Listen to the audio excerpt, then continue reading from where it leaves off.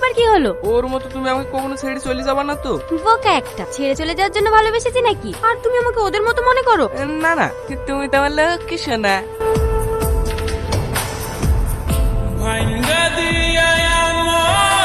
ও ভাই দাঁড়া দাঁড়া, তোমাকে আবার কখন মুরগি বানাইলো? মানে মানেটা ঠিক সময় হলে বুঝতে পারো। তোমরা কি সব বলছো?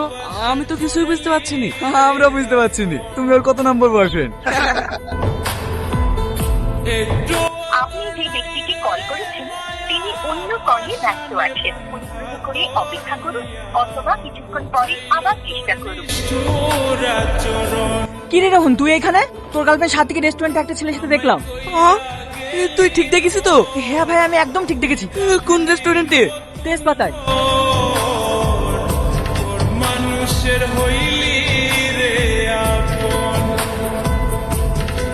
ওগো তাড়াতাড়ি এখানে আসো, দেখো বাবু কেমন করছে। বাবু ওঠ বাবু, দেখো আমার দিকে। কি হয়েছে বাবু? তাড়াতাড়ি হসপিটালে চলো, হাতুড়ি ধরো। আমরা তোর কিসের অভাব রেখেছি বল, যে তুই নিজে নিজে এত বড় সিদ্ধান্ত নিলি। আর যদি তোর কিছু হয়ে যেত, আমাদের কি হয়তো একবার ভেবে দেখেছি। এসব কবে করেছে খালাম্মা? গতকাল রাতে। তুমি কবে বাড়ি আসলা বাপ? আজকে এসেছি, এখনো বাড়ি যাইনি। এয়ারপোর্ট থেকে সোজা আপনাদের বাড়িতে গিয়েছিলাম তোহানের সঙ্গে দেখা করবো বলি। ওখানে গিয়ে জানতে পারি ও নাকি বিষ খেয়ে রোমিও হতে চেয়েছে। তুই ওনার রিয়াজ? তোর মতো নাকি যে নিজের বাপ মাকে এত কষ্ট দেবো? তোমরা একটু বাইরে যাও মা, আমার রিয়াজের সাথে কিছু কথা আছে।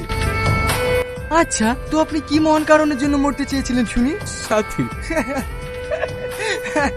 তুই হাসছিস? হাসবো না তো কি করবো? একটা মেয়ের জন্য তুই এত কিছু করে ফেললি। তুই কি এদুর মরা বিষ খেয়েছিলি নাকি? এত তাড়াতাড়ি সুস্থ হয়ে গেলি? তোর এসব আর কি মনে হতে পারে, কিন্তু ওকে আমি সত্যিই ভালোবাসতাম। ও আমার সাথে এমন বিশ্বাসঘাতকতা করবে আমি কোনোদিনও ভাবতে পারিনি। পক্ষের পরিণাম ঠিকই পেতে হবে। আর আমার এই রিভেঞ্জে সাহায্য করবি তুই। আমি? হ্যাঁ তুই। কিভাবে? আমি যা বলবো তুই তাই তাই করবি।